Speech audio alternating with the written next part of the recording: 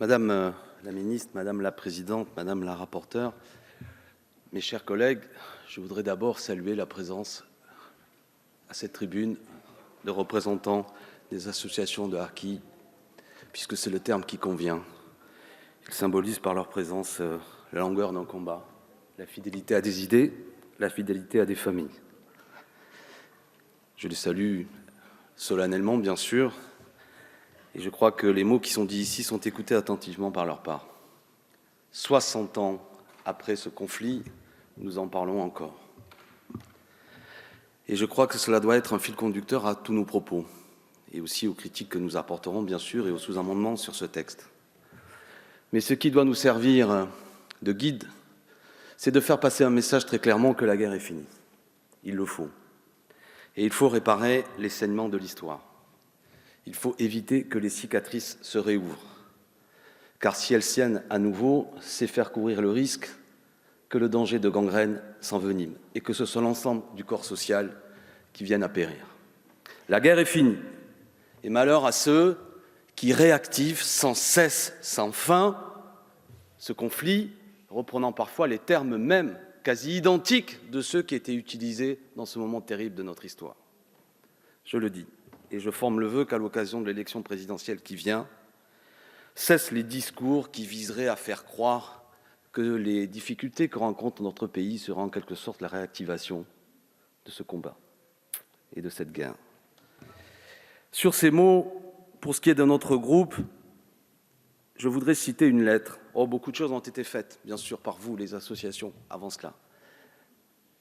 Des présidents de la République se sont exprimés et ont agi.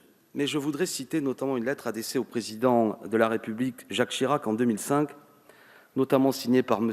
Henri Allègre, dont l'engagement contre le colonialisme est connu, signée aussi de personnalités de la culture, M. Tavernier, l'historien Jean Lacouture, mais qui, s'adressant au président de la République, disait « Les signataires de cette lettre, certains ont approuvé la lutte du peuple algérien pour son indépendance, d'autres non. Mais quelle qu'ait été notre opinion, nous ne pouvons admettre que la République ne reconnaisse pas, au regard des droits de l'homme, ses torts vis-à-vis des harkis et leurs familles. » Je le dis pour que les choses soient claires. Et je m'amuserai, après avoir été un peu grave, il est utilisé parfois dans le débat le vocabulaire anglo-saxon de cancel culture, qui serait une volonté, paraît-il, d'effacement d'une partie de notre histoire. Mais les cancel culturistes ne sont pas ceux qu'on croit. Et précisément, ces dernières années, il y a eu souvent une volonté d'effacer une partie de notre histoire. Et que notre but aujourd'hui, justement, c'est de réintroduire dans l'ensemble de notre histoire partagée ce moment tragique. Je souligne aussi, puisque des choses ont été dites, les hommages qui ont été rendus aux officiers qui, notamment, ont désobéi aux ordres pour sauver ce que l'on appelle les harkis. Et je le dis pour que nous en gardions mémoire.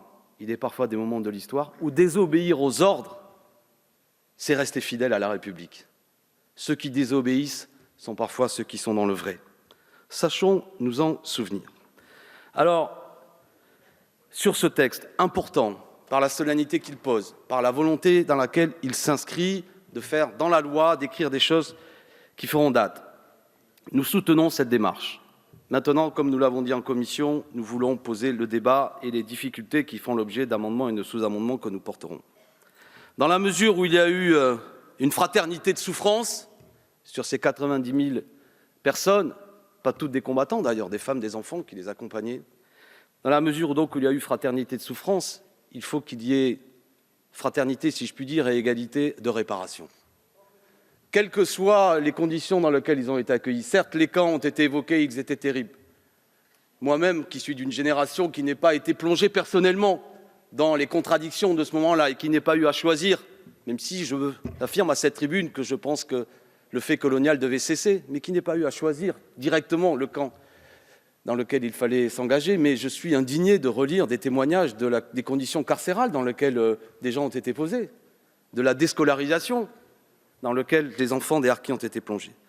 Donc il faut que cette égalité continue. Et donc nous désapprouvons à ce stade, mais j'ai entendu, Madame la rapporteure, que vous présentez des amendements et des sous-amendements, nous serons attentifs à cette discussion. Quelles que soient les conditions dans lesquelles ils ont été accueillis, tout le monde sait bien que, même si les camps de transit étaient particulièrement terribles, mais que même les cités d'urgence, les quartiers relégués, n'étaient pas des conditions dignes d'accueil et que donc nous souhaitons que l'ensemble des réparations concernent toutes les familles concernées, notamment dans celles qui ont vécu cette situation entre 62 et 75.